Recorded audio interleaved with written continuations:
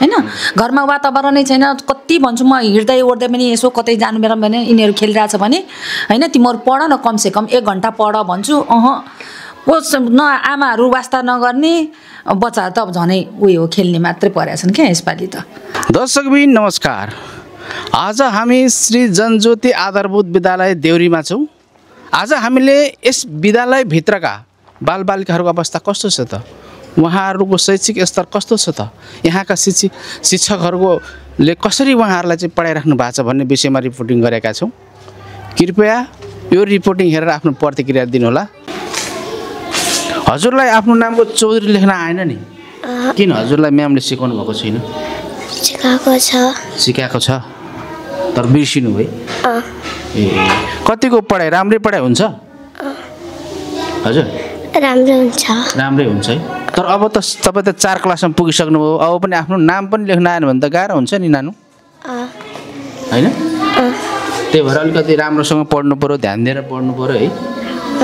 ल नाति गरेर लेख्नुहोस् न, बिस्तारै लेख्नुहोस्, नाति गरेर लेख्नुहोस् त।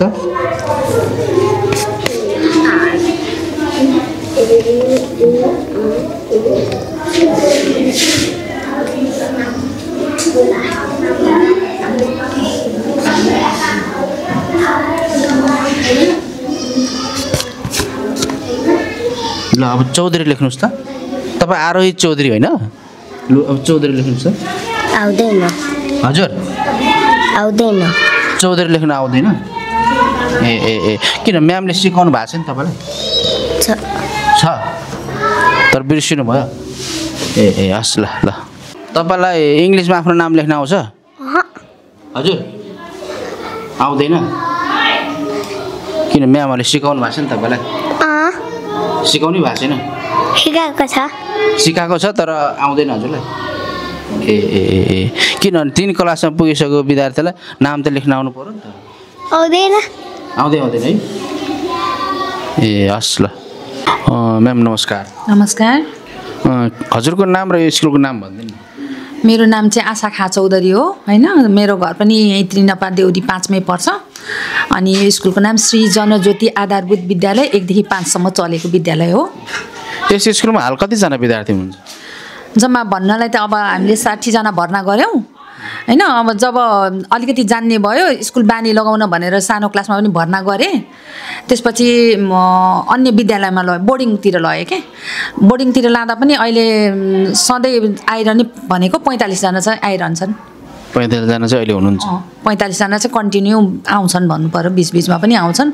अहिले धान काट्ने गरे समय भएकोले अनि अस्ति हामी हेर्न जाँदाखेरि सबै सानसाना भाइ बहिनी हेर्न बसेका रहेछन् यहाँ पढ्ने नानीहरू।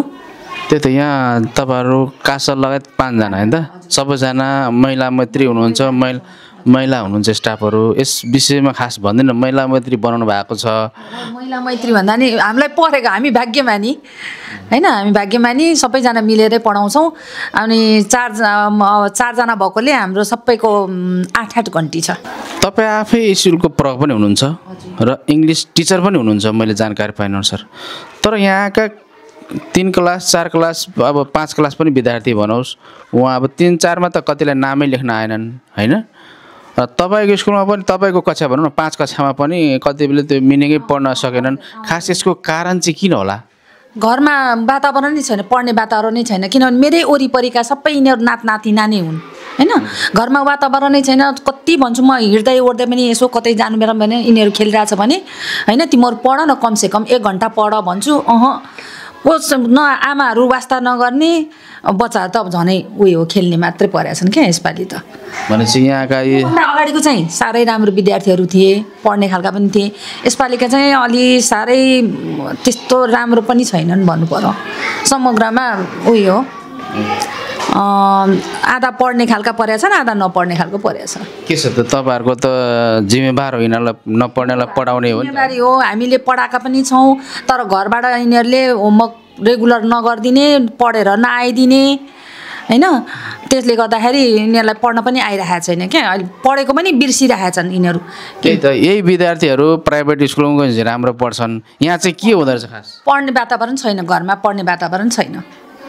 घरमा वातावरण छैन वातावरणै छैन घरमा कि स्कुलमा पनि वातावरण नभएको स्कुलमा त पढाइरहेका छौँ हामीले होइन अब उनीहरूले सकेसम्म जस्तो लेखेर आउँछन् लेख पनि भन्छौँ हामी त रिपिट पनि गराउँछौँ पढाउँछौँ होइन जति 45 मिनटमा हामीले पढाउने भनेको कति हो होइन 45 मिनटमा जति सक्छौँ हामीले त्यति प्रयास त गरिरहेका छौँ प्राइभेट स्कुलमा 45 मिनटै होला 40 मिनट तर घरमा मेरै पनातिनी 3 वर्षकी छिन् भर्खर ऊ गएको अब यो 8 महिना लाग्दैछन् होइन स्कुल तर उसलाई अहिले सोध्नुहुन्छ भने A to Z लेख्छिन् 1 2 3 4 पनि लेख्छिन् भन्ने खोजेको उसको आमाले केयर गर्छन् अहिले जान साथै खाजा दिन्छन् लेख्न लगाइहाल्छिन् तर हाम्रो विद्यार्थी भनेको खेलेको खेले के कहाँ पढ्छ तपाईँको पनातिनी चाहिँ नातिनी के भन्नु नातिनी भनेको अब मेरो छेउको गाउँको पनातिनी कहाँ पढ्नु त्यहीँ सरस्वती बोर्डिङमा भर्खर पिजी क्लास हो पिजी क्लासमा उसले जान्ने भयो भनेर नर्सरीमा हालिदिएको छ सरस्वती बोर्डिङमा राखिदिएको छ उसलाई